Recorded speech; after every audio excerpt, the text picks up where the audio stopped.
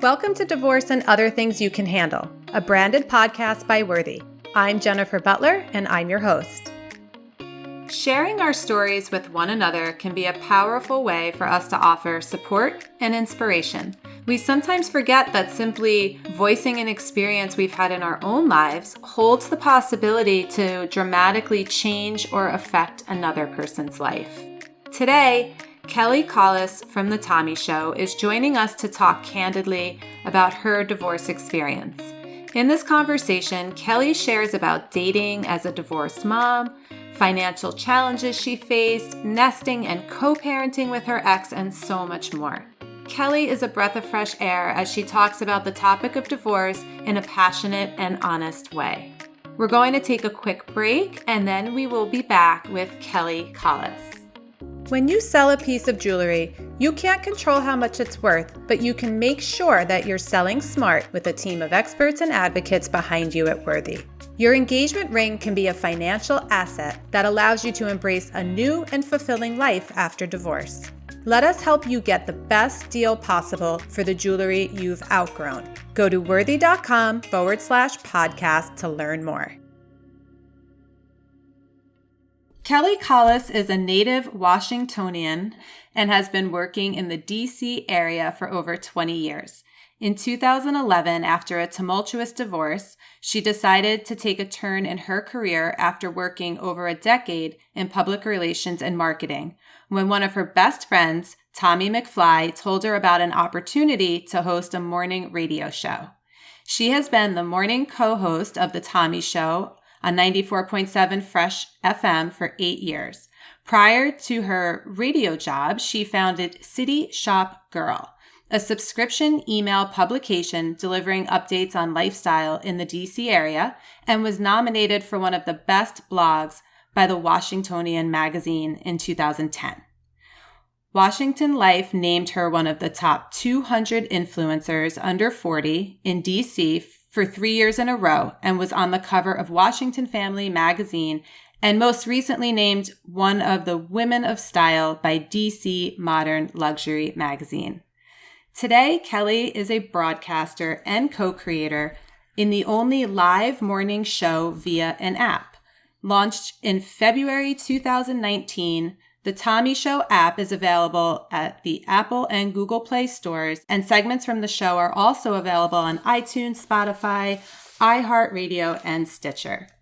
Kelly graduated with a BA in economics from Trinity College in Hartford, Connecticut, and began her career to work on Capitol Hill for several members of Congress.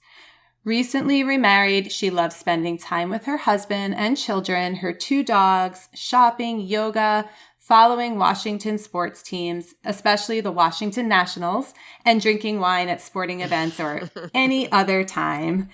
And we are grateful to have Kelly as a part of our Worthy community. Kelly recently hosted in October the Worthy Women Thrive event, and we were so honored to have her there with us. So thank you for being here with me today. I am so happy to welcome you to the podcast.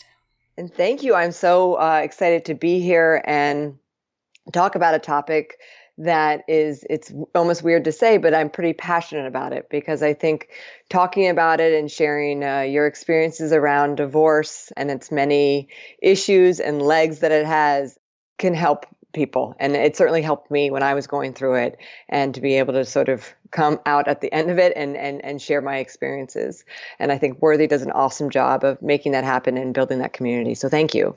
Yeah, no, I absolutely agree. And I thought, today, just like you said, being able to inspire others and having gone through it and really just being passionate about a subject that you would never guess you would be, I just thought we'd have this candid conversation about really what it's like to navigate through the very real challenges and situations that come along with divorce. And so maybe we could just start with you just sort of letting us into your life and sharing your story and go from there. Yeah, sure. I'm trying to think of a way to start with it. I was just thinking and reflecting the other day as I approached the 9-year anniversary of when my husband and I split up, and almost 8 years since our divorce was finalized. And so much has changed, especially with my children now being teenagers and being remarried. I was trying to figure out if the time that I've spent away from my husband is equivalent to the time that I was with him, and is that a time for reflection? And well, I'm not quite there yet, but it's almost nearly that. So when my husband and I first split up, I had two little kids. I mean, they were 3 and 5, and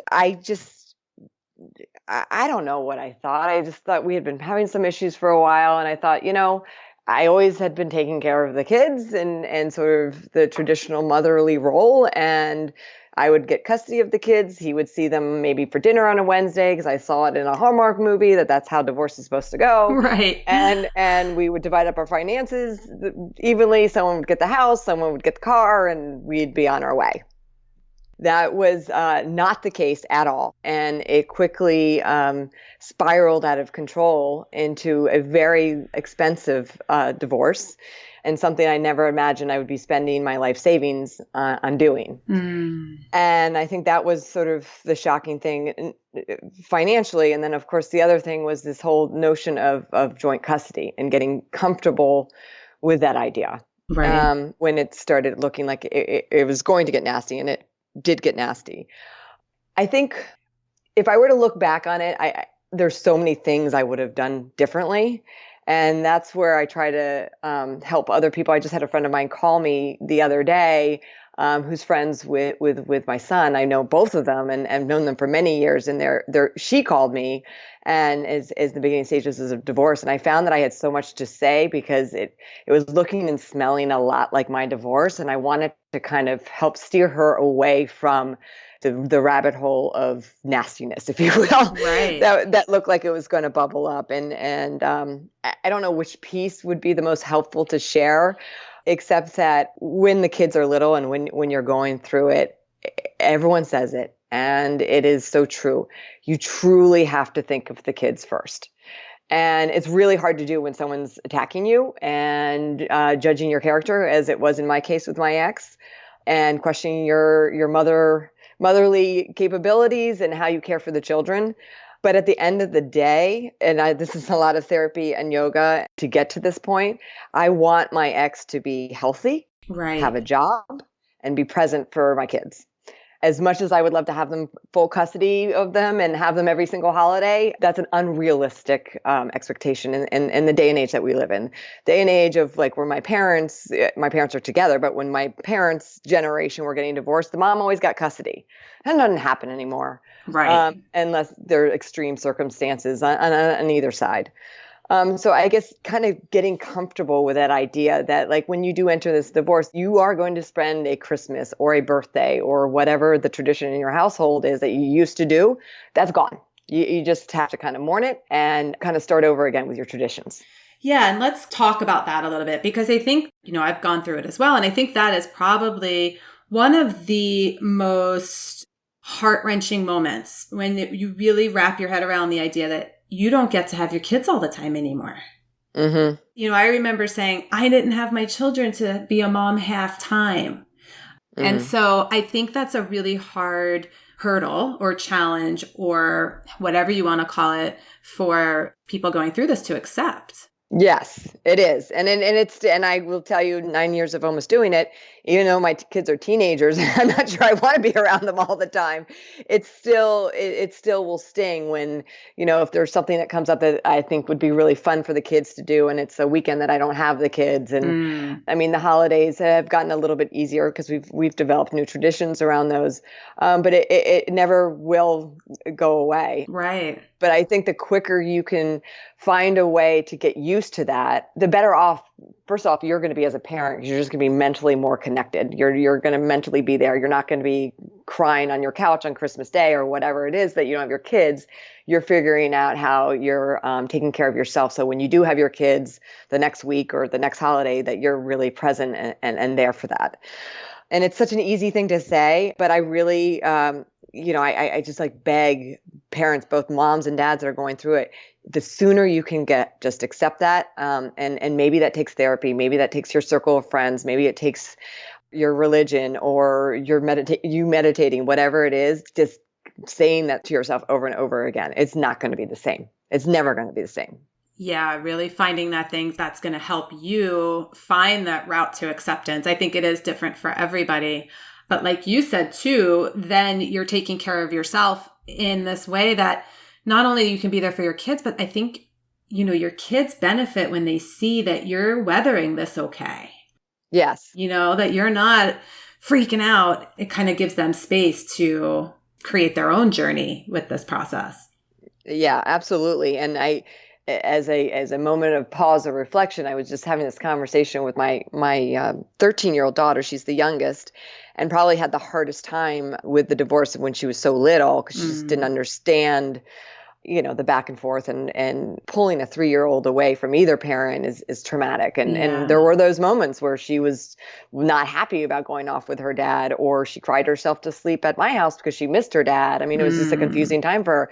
And last night we were talking about it. I said, do you remember those first couple of years were really hard for you? And she said, she says that she remembers them, but she's doing great. At a 13-year-old girl, as we know, you have your own set of stuff and the things that you like to wear to school. And now she's figured out a way to manipulate both houses, that she can bring it back and forth. And she kind of has, packs up her little bag, and she's doing great. And so I guess I use her as an example, especially as I talk to parents that have young kids. My kids are doing great. They're healthy, they're happy, they have loving homes, and they're doing great. So whatever you're going through now, especially with yet little kids, they come out okay if you are doing okay. I completely agree. And, I like to think of it as like we all overcome challenges, right? Like that's how we build our character and our personality. And not that I would wish it on anyone, but whatever your daughter, my son, has learned from this challenge, that's preparing them for whatever they've been created to be. These are lessons that are going to propel them and help them in their adult life. Yeah, absolutely. I mean, if this is the worst thing that they ever have to go through, then that's a good thing. Right. But yeah, being organized and thinking ahead and planning ahead, and also in this now that my son is 15, and so the 15 and 13-year-old, they have cell phones, and we have FaceTime and texting and a way to share photos and videos. They were just on spring break with their dad in another country, and I was able to kind of experience with them what they were going through as they were sending stuff from their trip over the phone. And it was just, we're lucky that we have that technology to stay connected and to stay close to each other too. Right. Yeah. Yeah. And so it really is just finding a way to make the best of the situation at hand. Yeah. And find a way that everyone can thrive. So you were co-parenting then, obviously, because you said you had to adapt to, the shared custody. How about, just some wisdom around that, because if the divorce is ugly as a lot of times it is, there's some conflict. It can be really hard for two parents to come together to parent their children. I wouldn't say I'm a role model at that, because in an ideal co-parenting world, you want like what Chris Martin and Gwyneth Paltrow have. Right. You want to go on vacation together, have each other over for the holidays. Isn't life wonderful? We're all getting along. That is sort of the extreme, and I don't think I'm like in the worst case scenario, but it's not a great situation. So without getting into all those details, the ways that I have found in a situation that it's very stressful even to this day is, we use a third-party service that manages the calendar and our shared expenses with the kids. And I also set up a separate email account that he is the only one that has that email address. And everything is to be sent through there. I first set it up because I would be at work and this email would come in and it would just set me off. Right. It would distract me from work or distract me from me, if I was out with my friends or whatever. I needed a separate place that it wasn't going to populate. So he wouldn't listen to me sending to the email, and I just stopped responding to his emails when he sent it to my other email. So I really kind of stuck to this is the only way you can contact me unless there's an emergency, you can text me. But phone calls with him just were not productive. So those were the two ways that I was able to kind of manage it. And also having that second email account. If you're like, oh gosh, I can't remember. Did we agree on April 2nd? Did we agree he's picking them up or I'm picking them up because the kids have a half day of school?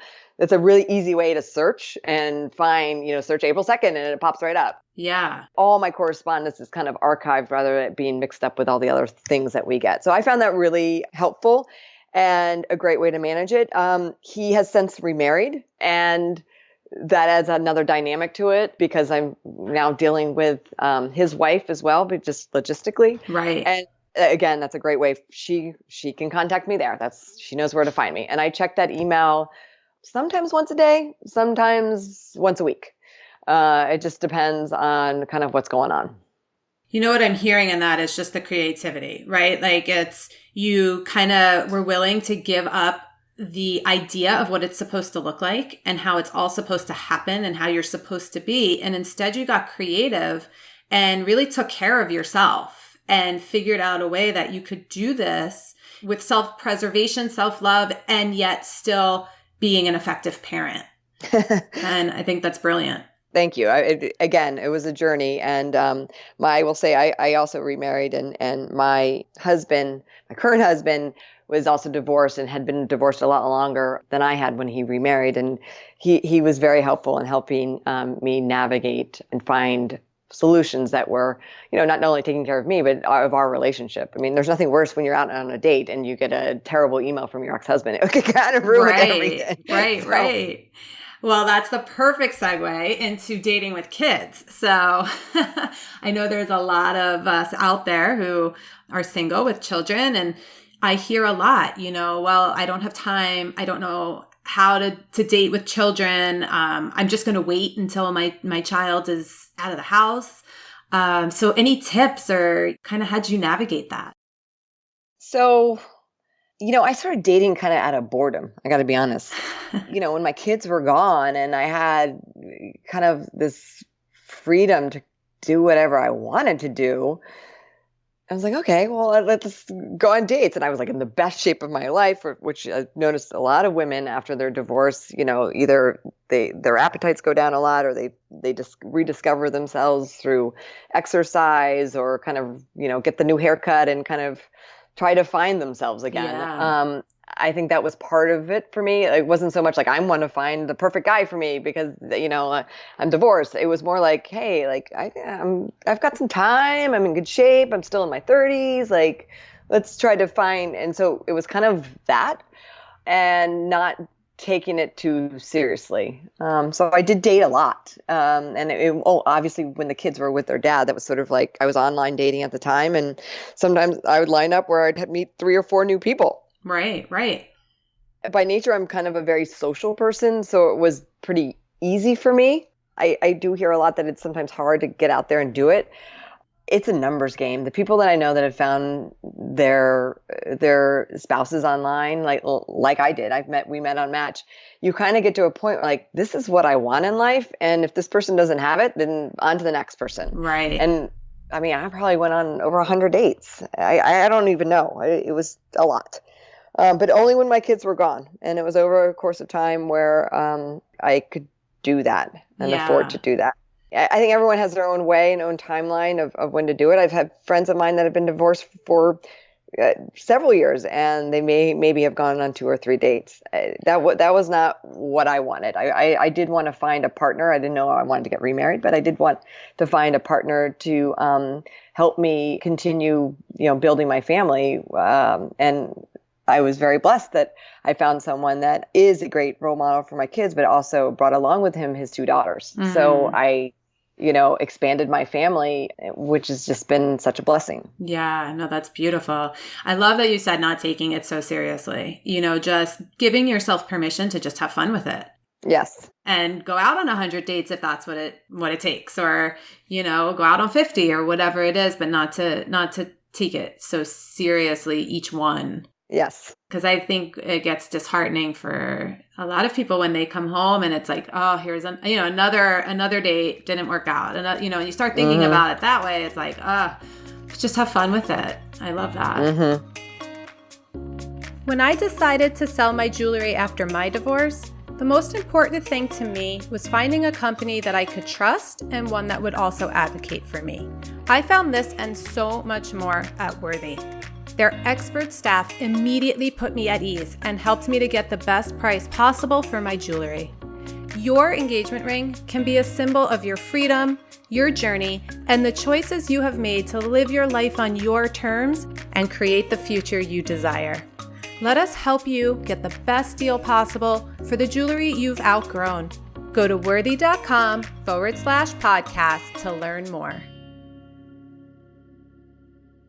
So what would you say, your biggest challenges and struggles were throughout the process?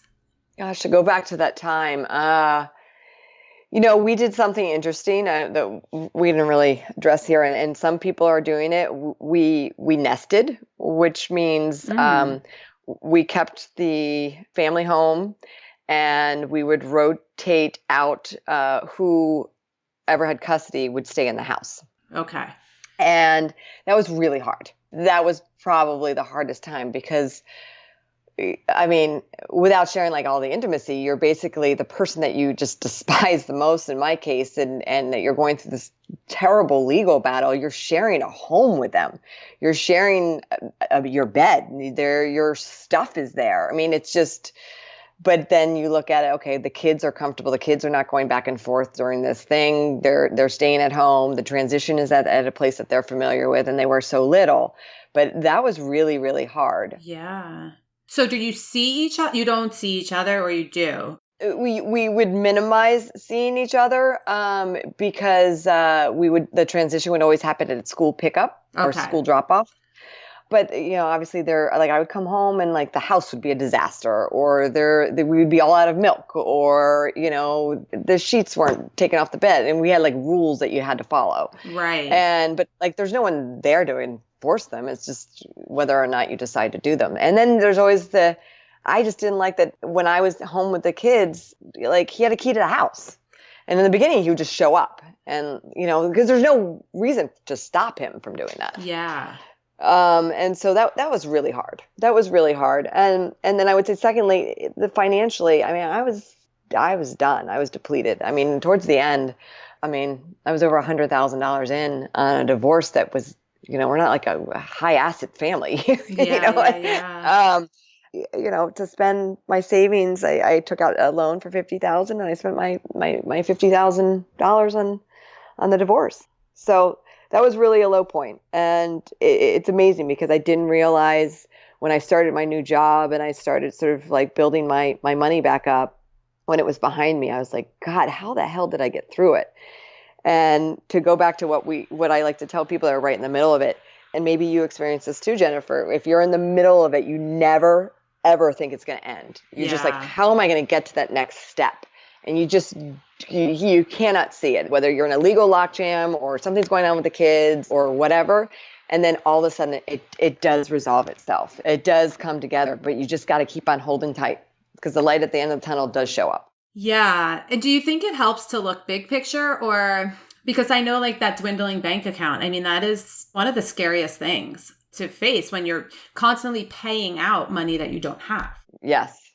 And I know for me, I had to come to a point where I just kind of gave it up to the universe, just kind of, this is what has to be done right now. I don't have control over it. And I need to, at some point, just stop trying to hold on so tight. I'm so glad that you said that, because we ended up going through mediation at the very end with my attorney, his attorney, and an attorney mediating it, which was not a cheap thing. I brought a friend with me because it was just so stressful. And in the middle of it, I just started throwing up. I went to the bathroom. I was just sick to my stomach. I was just like, it was like the third day of mediating, and I looked at my friend. I'm like, I just can't do it anymore. Like, I don't care. Like, take the dog, take the china, I don't even remember some of the things that we were going back and forth about. I'm like, I don't have it in me anymore. I'm done. I don't care anymore. Yeah. And I remember my parents being very upset with me because I thought that I had this new job waiting for me, which just changed everything in my life. And I remember my parents being so disappointed in me. Like, why didn't you go after that? Why did you give up? Like, you need to fight. And you're right. I think there is a point where you just got to say, who cares? Right. Take the stupid china. Go buy new china if you want to. But you get so caught up in the battle of it that you do get caught up in this minutia that just at the end of the day, you do have to get to a point, and then giving up is like the wrong word. Maybe we need to come up with a better word. Yeah. Maybe it's taking care of yourself or just keeping your eye on the ball that like, whatever your next step is, whether you wanted the divorce or didn't want the divorce, it's time to move on. And the sooner you can wrap all this stuff up, the better you're going to be. Yeah, maybe it's something like it's time to let go of your past and choose your future, choose yourself, choose your future. And I don't know if this has been your experience, once that paper was signed, was that a huge shift for you? I mean, just that literal signing of the paper and it just being over. It's like, kind of, then what? Yeah, it was. I cried a lot. So it came out of nowhere. I don't know if it was relief or anger or hurt or whatever it was. But yes, it was a huge relief. And, I was in a unique position because I was starting a new job. It was summertime in Washington. I just felt like, God, I could rule the world. I was broke, Mm-hmm. but this thing that had been hanging over my head for the last 12 months, and he had, moved out of that this was the official end of the nesting. So I got the house back and my kids into a routine. I had vacation plans. So it was just like, I kind of felt like I could grab the world and just shake it because it was finally like back. Yeah. So there is that, but I that has not been the experience for everybody. I have a friend that went through it, and the divorce wasn't her idea, and it was just, she's had a really hard time. She's still mourning her marriage and the way her life was. Right. So I know that's not for everybody. So it's hard to say there's one thing, but for me, that's what it was. Yeah, and I think that the process is different for everybody, and really just allowing yourself the space to mourn and grieve in whatever way you need to. Yeah. Because that does unfold differently for everybody. So would you say your life turned out differently than you had originally thought it would post-divorce? Definitely. I definitely, just looking at my husband today, my current husband, my love, the person I was meant to be with, I never thought I would be in a marriage that I always kind of read about, whether it was fairy tale or not. I truly feel like I have such a wonderful companion in life. And if I look back at my marriage, I never really felt like I had a companion in life. I felt like I had a husband, and we were supposed to have children, and we were supposed to work. We were supposed to build our little life in DC and be all the things. And I truly feel like I have a wonderful partner in life. So that's kind of changed everything. My 401k and my retirement fund is not as big as it would have been. I probably would be in a little bit of a stronger financial position today had I not gotten divorced. But there's no way that the happiness and the realization of what family means, as far as, it means friends, it means different holidays, it means kind of all gelled together. I never thought that, and instead of spending Christmas in my house with a big Christmas tree and presents under the tree, maybe I'm in the Bahamas, or maybe I'm in Las Vegas with my best friends celebrating. Right. I mean, so it's had all these little surprises, and I mean, almost every day there's something I'm like, wow, this is the life that I'm living. I don't know if I had stayed in my marriage, which was pretty unhappy, would have been the same experience. No, I'm not living the life I thought I would when I was 15 years old, dreaming of ruling the world, but I'm happier than I've ever been, for whatever it's worth. Yeah, well, and even with your show, I mean, just, Yes. what you're doing today in your life, and really just expanding. It sounds like, you just expanded and keep expanding. Yeah, the one thing I wish, and I've always, and maybe I'll just put it out in the universe, and Jennifer, I don't know a lot about your story, but I wish that there was some sort of nonprofit, and I know there's smaller ones here and there, that can help women financially and mentally and legally get through a tough divorce. I see so many women just be destroyed by this, and it just, they don't have that happy ending. Yeah. And I certainly know it exists there for physical abuse, which is awesome. And I totally support those. and getting women out of very unsafe situations. Not that there's the same effect, but there is an effect that is happening to women, whether it's verbal abuse, mental abuse, financially just being destroyed by their husbands that lawyer up or hide their money or do whatever.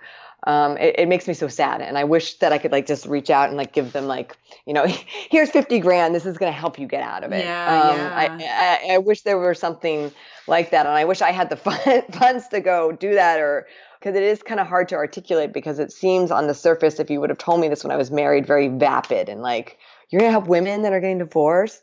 But I've seen too many people be just so devastated by the series of events that goes around divorce. Yeah, I mean, I have too. And I was shocked when I started to hear the stories of women who couldn't access what they thought was their money, their shared money, yes, not even to buy food for their children. I had one woman letting me know that she was waiting in line for food stamps because she couldn't access her bank account. And it's horrifying. So yeah, I mean, I will hold that intention and put that out into the universe with you, creating some sort of way to support and be helpful to women in that situation.